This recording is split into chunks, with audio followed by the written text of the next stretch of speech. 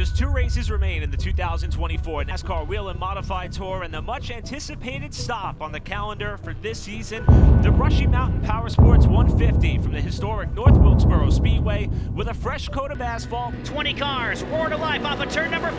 We're underway. Put the 51 to the lead off of turn number 4. Justin Bonsignore putting Ronnie Sill a lap down. Just bring it home, Billy. That's the biggest ass kicking I ever been a part of, man. Way to go.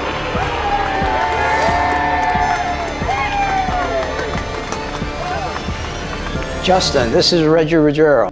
Congratulations on your 44th win. Hope you can win the championship, or if you did already, and congratulations again. Thanks, Reg. It's awesome. This is an honor.